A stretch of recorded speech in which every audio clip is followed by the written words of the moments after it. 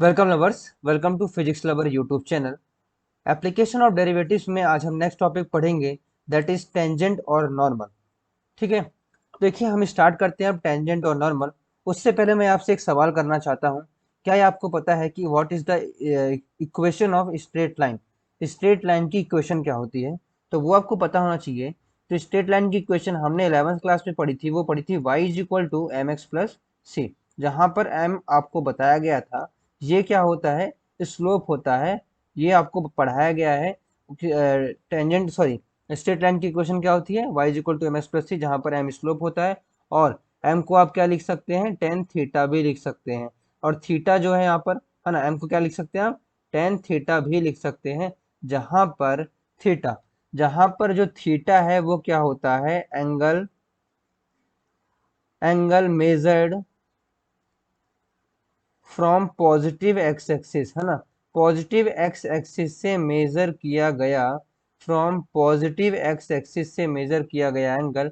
इसका मतलब ये है कि, है ना, इसका मतलब बताइए कि what is the tan theta किस प्रकार दिया। मान लीजिए आपके सामने ये एक स्ट्रेट लाइन है, ठीक है, ये एक स्ट्रेट लाइन है। अब आप मुझे बताइए इस स्ट्रेट लाइन का स्लोप क्या होगा यदि ये एंगल थीटा है ना, मान लीजिए एंगल फाई है ना, एंगल फाई है। तो स्ट्रेट लाइन की स्लोप क्या होता है, स्लोप जो होता है वो क्या होता है, M is equal to tan theta. और जो थीटा एंगल है वो क्या होता है, एक्स एक्सिस से लिया जाता है। इसका मतलब इस केस में जो स्लोप होगा वो क्या कहलाएगा आपके सामने, M is equal to tan of five कहलाएगा। तो इस प्रकार हम स्लोप देख रहे होते हैं y is equal to m s plus c में। अच्छा, स्लोप का क्या काम है टेंजेंट में, पूरा स्लोप का ही काम है एक्चुअली में टेंजेंट में, वो आपको देखना होगा। तो चलिए स्टार्ट करते हैं टेंजेंट और नॉर्मल में। तो देखिए टेंजेंट एक्चुअली में होता क्या है ना, टेंजेंट जो होता है वो होता है स्लोप। और दूसरी स्लोप जो होता है उसको हम रिप्रेजेंट करते हैं D Y by D X से भी रिप्रेजेंट करते हैं किसी भी इक्वेशन में। किसी भी इक्वेशन में हम जो टेंजेंट होगा, टेंजेंट की स्लोप को रिप्रेजेंट करते हैं D Y by D X से। ठीक है, इसको हम टेन थीटा भी बोल सकते हैं। ओके, क्या है, चलिए इसको ग्राफ से देखते हैं। ये तो हो गया थ्योरेटिकल रूप से। ग्राफ से देखते हैं। तो मान लीजिए आपके सामने, मैं आपके सामने एक्स एक्सिस बना, ये वाई एक्सिस बनाई, और ये बनाई आपके सामने मैंने एक्स एक्सिस। ये आपके सामने एक ग्राफ दिया हुआ है रैंडमली। ठीक है, ये कोई भी है, मान लीजिए ग्राफ है। तो मैं बोलता हूँ ये का एक पॉइंट है आपके सामने, इस ग्राफ में एक पॉइंट मैं चूज कर रहा हूँ पी एच कॉमा के, है ना। मुझे बताना है कि P point H comma K पर टेंजेंट क्या होगी। तो टेंजेंट जो होती है वो क्या होती है, इस पॉइंट से पास होने वाली, है ना, पी एच कॉमा से पास होने वाली लाइन, इस पॉइंट को टच कर कर जाने वाली लाइन को बोलते हैं टेंजेंट। आपने सर्कल में पढ़ा होगा, बेसिकली आपने सर्कल में पढ़ा होगा कि ये एक सर्कल आपने, है ना, जब आप नाइन्थ क्लास में थे तो आपने सर्कल में पढ़ा होगा कि मान लीजिए कोई भी एक ऐसी लाइन जो कि सर्कल को टच कर कर जाती है उसे क्या बोलते हैं हम, टेंजेंट का नाम दे रहे होते हैं। आप ये चीज पहले भी पढ़ चुके हैं सर्कल में। तो कि कोई सर्कल को टच कर कर जाने वाली लाइन क्या कहलाती है, टेंजेंट कहलाती है। और दो पॉइंट्स पर कट कर जाने वाली लाइन क्या कहलाती है, सीकेंट कहलाती है। या आप टेंजेंट में इस पॉइंट को पहले ही पढ़ चुके हैं। ठीक है, तो ये हो गई टेंजेंट।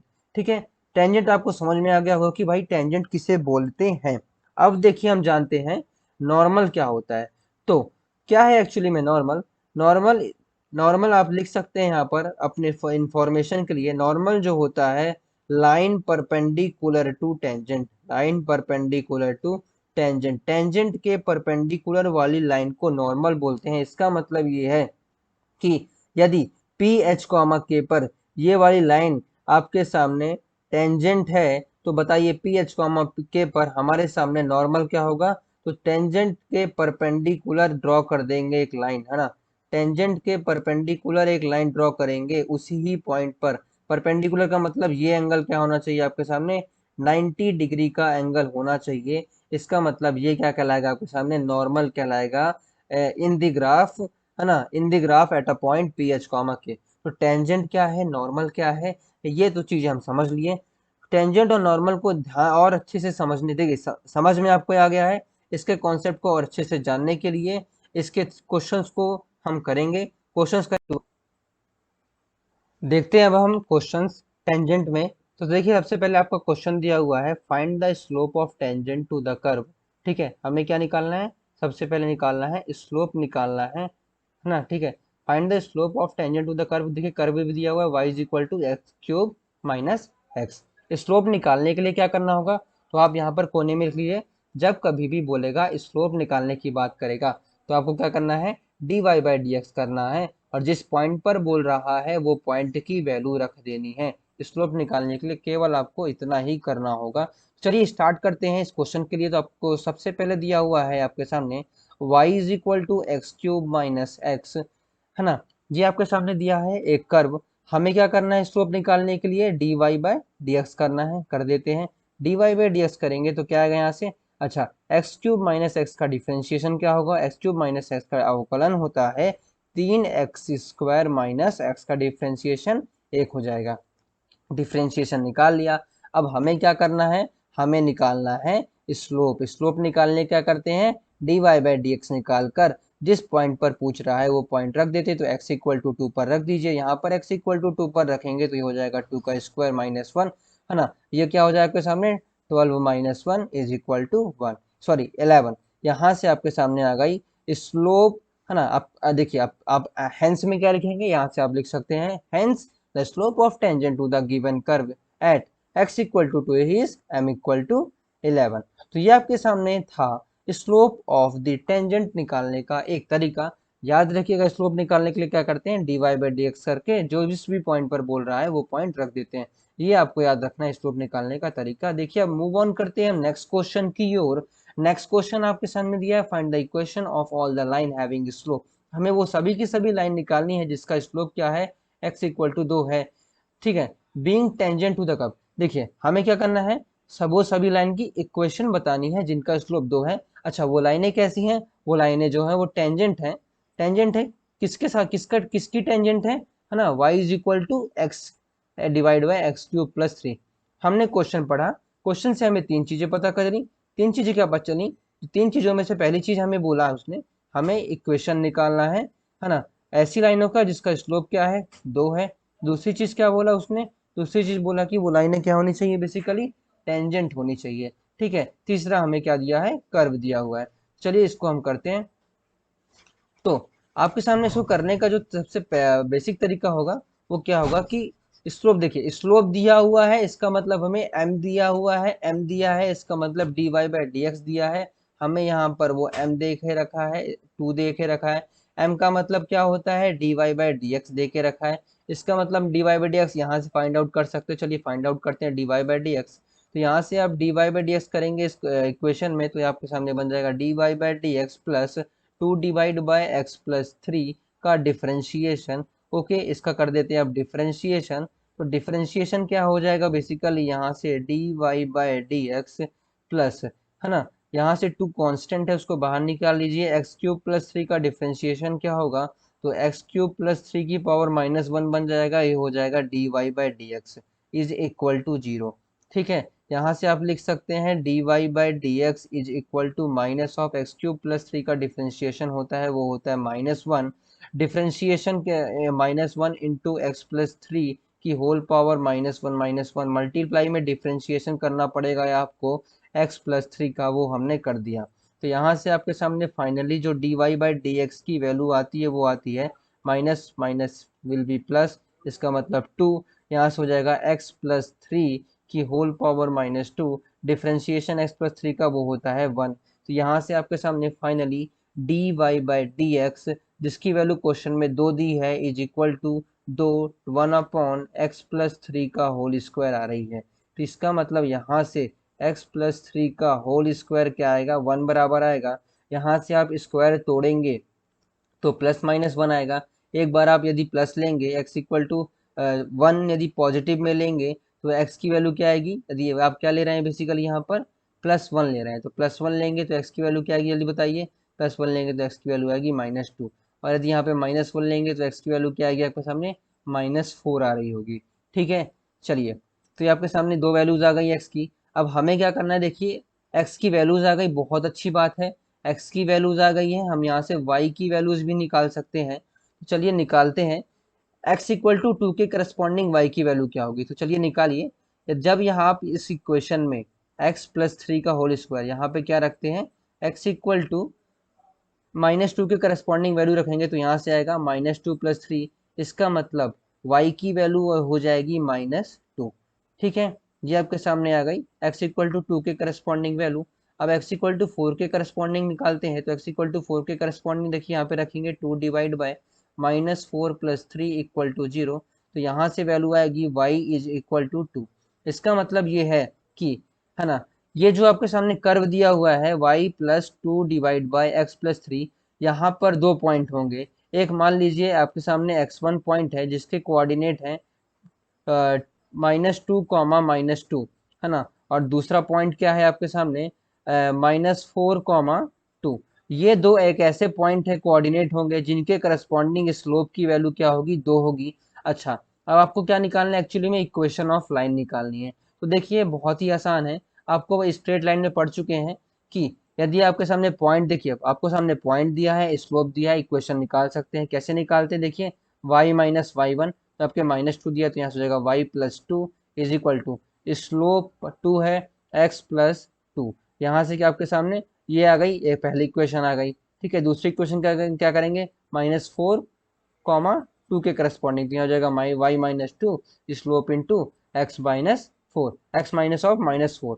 ठीक है, यहाँ पे -4 लिखेंगे, तो फाइनली क्या बनेगा, ये -2 = 2 × x + 4। ये दूसरी इक्वेशन आ गई। तो इस प्रकार आप इक्वेशन निकाल रहे होंगे। बहुत ही सिंपल क्वेश्चन था, कोई बहुत लेंदी नहीं था। सिंपल इसलिए था कि क्वेश्चन में सब कुछ दिया हुआ था। क्वेश्चन में आपके सामने एक दिया हुआ था कि भाई स्लोप दिया है।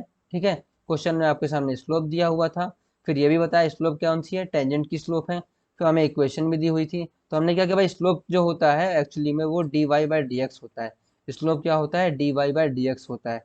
ठीक है, तो हमने क्या किया भाई, स्लोप की वैल्यू जो dy/dx है, तो यहाँ से इस वाली इक्वेशन से dy/dx निकाला और स्लोप की वैल्यू 2 रख दी। तो वहां से आपको dy/dx से इक्वेशन बन के आई, वहां से हमारे सामने x की दो वैल्यूज आ गई, है ना, वहां से हमारे सामने x की दो वैल्यूज आ गई। वो हमने दो वैल्यूज जो आई थी हमने मेन इक्वेशन में रखा, मेन इक्वेशन से हमने y की वैल्यूज निकाली, हमें कोऑर्डिनेट मिल गए, कोऑर्डिनेट मिल गया भाई, स्लोप पता है तो हम इक्वेशन लिख सकते हैं। ये हम स्ट्रेट लाइन में पढ़। मूव ऑन करते हैं नेक्स्ट क्वेश्चन की ओर। नेक्स्ट क्वेश्चन दिया है आपके सामने, find the equation of tangent and normal to the curve. आपके सामने ये एक इक्वेशन दी है, x⁻2/3 + y⁻2/3 = 2 एट 1, 1 पे निकालना है। देखिए, टेंजेंट और नॉर्मल निकालने के लिए सबसे पहले आपको ये पता होना चाहिए, जिस भी पॉइंट पर टेंजेंट और नॉर्मल निकालना है उस पॉइंट का हमको स्लोप पता होगा, बड़ी आसानी से निकाल सकते हैं किसी भी कर्व के लिए, किसी भी इक्वेशन के लिए। तो सबसे पहले ये देखिए, इस इक्वेशन के लिए हम, यदि हमको क्या निकालना है, स्लोप निकालना है 1, 1 पे, तो क्या करेंगे, dy/dx कर देंगे। देखिए चलिए करते हैं dy/dx। तो दोनों साइड x के रेस्पेक्ट में डिफ्रेंशिएट कर दीजिए, x के रेस्पेक्ट में दोनों साइड डिफ्रेंशिएट करेंगे तो क्या बनेगा, देखिए d(dx) of x⁻2/3 plus y⁻2/3 = 2। हमें दोनों साइड डिफ्रेंशिएट करना है, करते हैं। x⁻2/3 का डिफ्रेंशिएशन हो जाएगा x⁻2/3, 2/3 - 1 प्लस y⁻2/3 - 1, आगे 2/3 आएगा। मल्टीप्लाई में करना पड़ेगा आपको dy/dx, क्योंकि x के रेस्पेक्ट में कर रहे हैं इसलिए यहाँ पर, और ये y दिया हुआ है इसीलिए यहाँ पर मल्टीप्लाई करना पड़ेगा dy/dx। और इधर साइड 2 जो कांस्टेंट है, कांस्टेंट का डिफरेंशिएशन 0 होता है। यहाँ से आप 2/3 और 2/3 को रिमूव कीजिए, रिमूव करेंगे तो क्या आएगा, बेसिकली x की पावर यहाँ पे आ जाएगा -1/3 प्लस y की पावर -1/3 मल्टीप्लाइड बाय dy/dx। ठीक है, यहाँ से = 0, मैंने 2/3 कॉमन लिया, उसको उधर साइड भेज दिया, वो 0 बन जाएगा। यहाँ से dy/dx की वैल्यू क्या आएगी, आप बताइए। dy/dx will be equal to minus of x की पावर -1/3 डिवाइड बाय y की पावर -1/3। हमें क्या चाहिए, यहाँ से dy/dx एट 1, 1 पे चाहिए। अच्छा, 1, 1 पे चाहिए, इसका मतलब x और y की जगह 1 रख देंगे। तो यहाँ से स्लोप क्या आएगा, एट पॉइंट 1, 1। तो यहाँ पे 1 रखेंगे तो ये 1 हो जाएगा, ये भी क्या हो जाएगा, 1 हो जाएगा। इस प्रकार स्लोप की आई आपके सामने -1 आ रही है, मतलब कि इस कर्व में, ये जो आपके सामने कर्व दिया हुआ है, इस कर्व में 1, 1 पे जो टेंजेंट ड्रॉन होगी उसका स्लोप क्या होगा, -1 होगा। अच्छा, आपको अब क्या पता है, देखिए स्लोप पता है, पॉइंट पता है, स्लोप पता है, पॉइंट पता है, तो आप स्ट्रेट लाइन की इक्वेशन लिख सकते हैं ना, पहले भी पढ़ चुके हैं। स्लोप पता है, पॉइंट पता है, तो हम लिख सकते हैं। तो यहाँ पे इक्वेशन क्या आएगी, बेसिकली वो होगी y - y1 equal to slope multiplied by, equal to slope into x - x1। ये आपके सामने बन के आ गई टेंजेंट की इक्वेशन। ओके, ये तो हो गई टेंजेंट की इक्वेशन। ठीक है, नॉर्मल की इक्वेशन क्या होती है? नॉर्मल क्या होता है बेसिकली? नॉर्मल की इक्वेशन जानने से पहले हम ये पता होना चाहिए कि टेंजेंट की इक्वेशन जो है उसका स्लोप क्या है। तो टेंजेंट का स्लोप क्या है बेसिकली? वो है -1। तो नॉर्मल का स्लोप क्या होगा? अच्छा, टेंजेंट जो होता है उसके परपेंडिकुलर में नॉर्मल होता है, इसका मतलब कि नॉर्मल का जो स्लोप होगा वो minus of slope of tangent होगा। इसका मतलब क्या हो जाएगा बेसिकली? नो, -1 अपॉन टेंजेंट होता है, तो यहाँ पे क्या हो जाएगा बेसिकली? -1 नथिंग बटा +1। तो यहाँ से आप लिख सकते हैं टेंजेंट की equation y-y1 equal to 1 into X minus x1। ये हो जाएगी आपके सामने नॉर्मल की इक्वेशन। वेरी सिंपल क्वेश्चन था। चुपचाप आप स्लोप निकालिए, स्लोप आ गई, पॉइंट पता है, स्ट्रेट लाइन की इक्वेशन लिख सकते हैं, है ना। बेसिकली आपको स्लोप पता है, पॉइंट पता है, स्ट्रेट लाइन की इक्वेशन लिख देंगे। बेसिकली उसमें और ज़्यादा कुछ है नहीं, बस टेंजेंट और नॉर्मल का नाम दे दिया, तो छोटे से कॉन्सेप्ट आपको याद रखने पड़ेंगे। हो गया। चलिए मूव ऑन करते हैं हम इसी में एक और नए क्वेश्चन की ओर। अगला क्वेश्चन आपके सामने दिया, find the equation of tangent to the curve. वही सेम क्वेश्चन है, बस यहाँ पे इक्वेशन चेंज है। तो आपको क्या निकालना है? देखिए x equal to A sine cube T and y equal to B cos T, है ना। ये आपके सामने मतलब दो इक्वेशन दी हुई है t के टर्म्स में, और हमें क्या निकालना है कि इनसे एक इक्वेशन होगी बेसिकली। इनसे मान लीजिए बेसिकली कोई इक्वेशन है, उसकी इक्वेशन उस इक्वेशन में, है ना, उस इक्वेशन में हमको t equal to pi by two में, t equal to pi by two में टेंजेंट क्या होगी वो बताना है। सिंपल तरीका है, x t के टर्म में दिया है, y t के टर्म में दिया है। आपको तो ये पता है कि dy बाई डी एक्स निकालना। अच्छा, dy बाई डी एक्स कैसे निकालेंगे भाई? t के टर्म में दिया है तो आप इसको ऐसे लिख सकते हैं क्या? dy बाई, देखिए मैं न्यूमरेटर में और डिनोमिनेटर में दोनों में t dt का डिवाइड कर देता हूँ। यहाँ से बेसिकली इस प्रकार हो जाएगा। इसका मतलब हमें क्या निकालना पड़ेगा? D Y by D t और d x by D t निकालना पड़ेगा। चलिए निकाल लेते हैं। सबसे पहले देखते हैं what will be D x by D T. तो यहाँ से हो जाएगा D x by D T A multiplied by sign cube T का डिफ्रेंशिएशन। जल्दी बताइए क्या होगा? वो होगा 3 साइन स्क्वायर टी। अंदर एक्स नहीं था इसलिए आपको मल्टीप्लाई करना पड़ेगा साइन टी के डिफ्रेंशिएशन से। साइन टी का डिफ्रेंशिएशन नथिंग बटा कॉस टी। ओके, अब आप बताइए D Y by D T क्या आएगा? D Y by D T क्या हो जाएगा बेसिकली? आपके सामने बी दिया हुआ है, B multiplied by 3 cos square T. Multiply करना पड़ेगा कॉस टी के डिफ्रेंशिएशन से। कॉस टी का डिफ्रेंशिएशन नथिंग बटा माइनस ऑफ साइन टी। अच्छा, बेसिकली हमें चाहिए भाई D Y by D X. क्यों चाहिए? क्योंकि ये स्लोप होता है। स्लोप क्यों निकाल रहे हैं? क्योंकि हमें, है ना, T equal to pi by two पर एक टेंजेंट चाहिए। टेंजेंट निकालने के लिए हमें स्लोप पता होना चाहिए, इसलिए हम स्लोप निकाल रहे हैं। चलिए यहाँ से D Y by D X की वैल्यू लिखते हैं। D Y by D X क्या हो जाएगा basically? D Y by D T क्या हो जाएगा? D Y by D T divide by D x by D T. D Y by D T की वैल्यू क्या है जल्दी बताइए? वो है 3b cos square T multiplied by sine T, आगे माइनस साइन लगा हुआ है। डिवाइड में क्या आ जाएगा? 3a sine square T divide में क्या? Cos T. ओके, यहाँ से 3 से 3 कैंसिल कर दीजिए, एक कॉस से एक कॉस जाएगा ना, एक साइन से एक साइन जाएगा। तो बेसिकली यहाँ से क्या बन गया?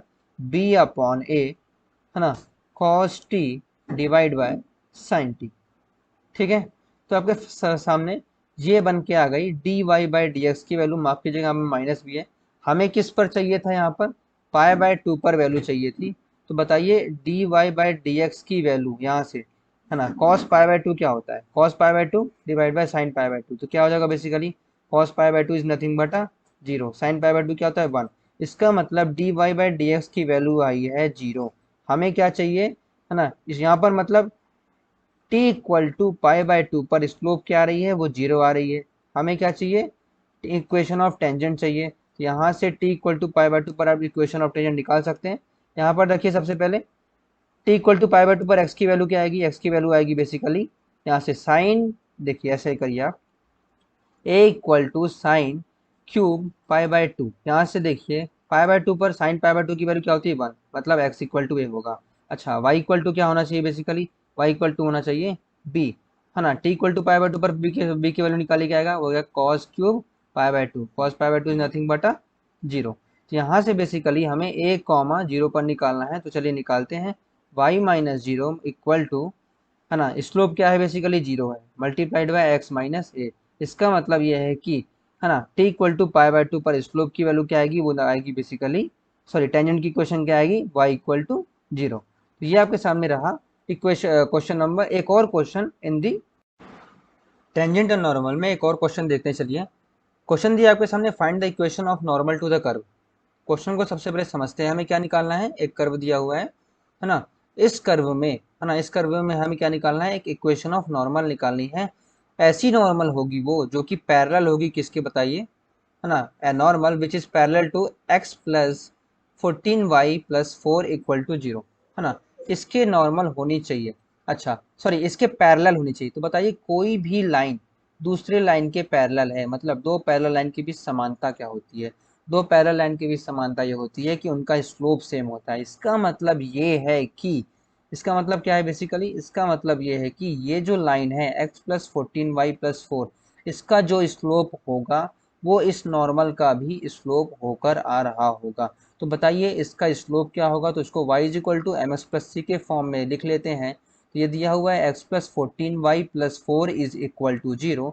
यहाँ से बेसिकली आप लिख सकते हैं, है ना, x plus 4 is equal to minus of 14y। हमें क्या करना है, y is equal to m s plus c के फॉर्म में करना है। तो y इक्वल टू यहाँ से क्या लिख सकते हैं आप basically, minus 1 upon 14 x minus 4 upon 14। इसका मतलब ये है कि जो स्लोप ऑफ नॉर्मल होगी, है ना, स्लोप ऑफ नॉर्मल क्या होगी, वो होगी माइनस 1 अपॉन 14। ठीक है, ये हो जाएगी स्लोप ऑफ नॉर्मल, जो कि हमें जो स्लोप ऑफ नॉर्मल होगी, जो स्लोप हमें निकालनी है। अच्छा, अब इस इक्वेशन से हम उस नॉर्मल की ये जो अपने सामने कर्व दिया है, ठीक है, कर्व से नॉर्मल की इक्वेशन कैसे निकालें। तो हमें क्या पता है कि भाई यदि हम dy बाई डी एक्स करते हैं, dy बाई डी एक्स करते हैं, है ना, dy बाई डी एक्स करने के बाद जो हमारी वैल्यू आती है वो आती है किसी भी पॉइंट पर, वो आती है इक्वेशन ऑफ टेंजेंट। तो हम यहाँ से निकाल लेते हैं बेसिकली इक्वेशन टेंजेंट की इक्वेशन क्या होगी, यदि नॉर्मल की यदि टेंजेंट की क्या हो जाएगी, बेसिकली होगी वो 14 के बराबर। इसका मतलब हमें क्या पता है, स्लोप पता है, dy बाई डी एक्स पता है। चलिए निकाल लेते हैं सबसे पहले। तो यहाँ से आपके सामने हो जाएगा dy by D x will be nothing but 3x square plus 2। X का डिफ्रेंशिएशन क्या हो जाएगा बेसिकली, एक्स का डिफ्रेंशिएशन क्या हो जाएगा, यहाँ पर 1 हो जाएगा। यहाँ से आपको dy बाई डी एक्स की वैल्यू पता है, इसका मतलब ये है 14 is equal to 3x square plus 2। यहाँ से क्या हो जाएगा बेसिकली, 3x square is equal to 12, 3 1 जा 3, 3 4 जा 12। यहाँ से x की वैल्यू आएगी 2 एंड माइनस 2। इसका मतलब यहाँ ये है कि यहाँ पर दो x की वैल्यूज आ गई। अब इन दोनों x की वैल्यूज को आपको क्या करना है, इन दोनों x की वैल्यूज को, ये जो इक्वेशन दी है y is equal to X cube plus 2x plus 6, है ना, इन दोनों x की वैल्यूज को बारी बारी रखेंगे तो बारी बारी y की दो डिफरेंट वैल्यूज आएंगी। अच्छा, बारी बारी y की दो डिफरेंट वैल्यूज आ गई तो वहां से आपको मिलेंगे दो कोऑर्डिनेट, है ना, एक दो कोऑर्डिनेट मिलेंगे। आपको जब दो कोऑर्डिनेट मिल गए हैं और आपको क्या पता है, नॉर्मल की स्लोप पता है, कोऑर्डिनेट पता है, तो आप वहां से इक्वेशन निकाल सकते हैं। कैसे निकाल लेंगे भाई, y माइनस, मान लीजिए आपके सामने यहाँ से आ रहा है a कॉमा बी कोऑर्डिनेट है एक, और दूसरा क्या है p कॉमा q। तो आप क्या लिखेंगे basically, y minus b is equal to minus 1 upon 14 x minus a. ठीक है, दूसरे नॉर्मल की इक्वेशन के लिए क्या करेंगे, y minus q is equal to minus 1 upon 14 x minus P. बहुत ही सिंपल है, इसको आई थिंक मुझे सॉल्व करने की जरूरत नहीं है, आप इसको बड़ी आसानी से कर लेंगे। तरीका क्या है वो मैंने बता दिया, एक्स की वैल्यू भी मैंने आपको निकाल के दे दी, करस्पॉन्डिंगली एक्स की वैल्यू आप यहाँ पे रखिए, है ना, इस वाले इक्वेशन में। वहाँ से आप वाई की वैल्यू फाइंड आउट कीजिए और जो भी कोऑर्डिनेट आएंगे, आपको कोऑर्डिनेट पता है और स्लोप पता है, वहाँ से आप क्या निकाल सकते हैं बेसिकली, इक्वेशन ऑफ नॉर्मल्स निकाल सकते हैं। तो ये था आपका tangent and normals. Tangent and normal के आप सारे एनसीईआरटी के क्वेश्चन कीजिए, जहाँ से भी आपको क्वेश्चन करना है बेसिकली करिए। आपको एक्स्ट्रा क्वेश्चंस भी मैं भेज दूंगा, यदि मैसेज करेंगे मेरे को। क्वेश्चन करने के बाद जो भी आपको डाउट आते हैं आप ग्रुप में सेंड कर सकते हैं मुझको। I will explain you all the question with in a half an hour.